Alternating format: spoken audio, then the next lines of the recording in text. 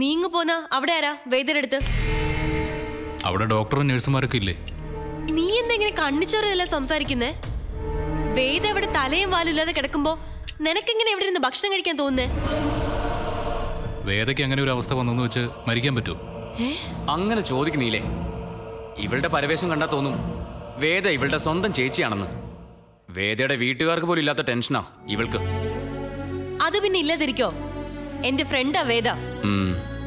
മനസ്സുകൊണ്ട് നീലിന്റെ ഭാര്യയാകണമെന്ന് ഞാൻ ആഗ്രഹിച്ചവള് ആ വേദയാ ഇപ്പൊ ഇവൻ കാരണം മനസ്സിന്റെ സമനില തെറ്റി കിടക്കുന്നത്.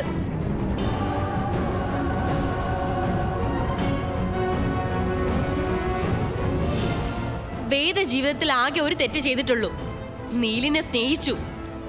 ഇവൻ കൊടുത്ത സ്വപ്നങ്ങൾ മുഴുവൻ ശരിയാണെന്ന് വിശ്വസിച്ചു.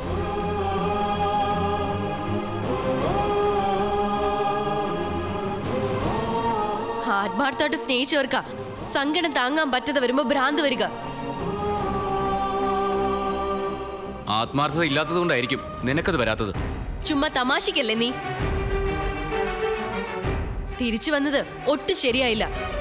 ഇന്ന് രാത്രി കൂടെ ഉണ്ടാവണമെന്ന് വേദ നിന്നോട് കാല് പിടിച്ച് പറഞ്ഞതല്ലേ? നിനക്ക് കേൾക്കായിരുന്നു. തെറ്റായിപ്പോയി. നീ ചെയ്തത് വലിയ തെറ്റായിപ്പോയി.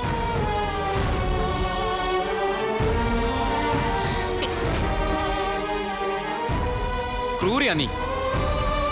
ഭക്ഷണം കഴിക്കാൻ പോലും സമ്മതിച്ചില്ല. വേദ മെന്റൽ ഹോസ്പിറ്റലിൽ കിടക്കുമ്പോ ഇവിടെ ഇരുന്ന് ആരും സൂഹിക്കണ്ട.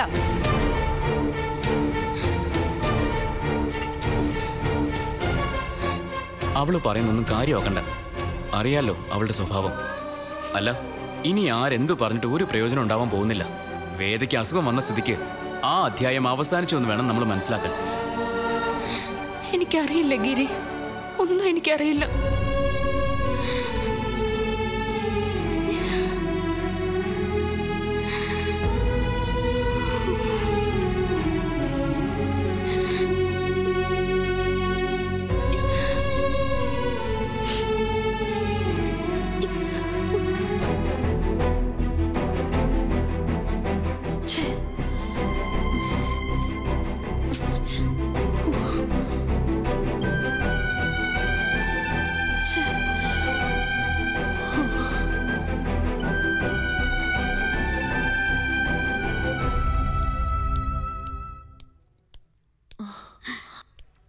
വന്നില്ലേ ആള്? ഇല്ലെന്നേ, 3/4 മണിക്കൂറായി കാത്തിരിക്കുന്നു. അതൊരു സുഖമുള്ള ഏർപ്പാടല്ലേ ഈ കാത്തുനിൽപ്പ്? ആ, ഒരു തരത്തിൽ അങ്ങനെയൊക്കെ തന്നെയാ. എന്നാലും ടെൻഷനാ. എന്തിന്?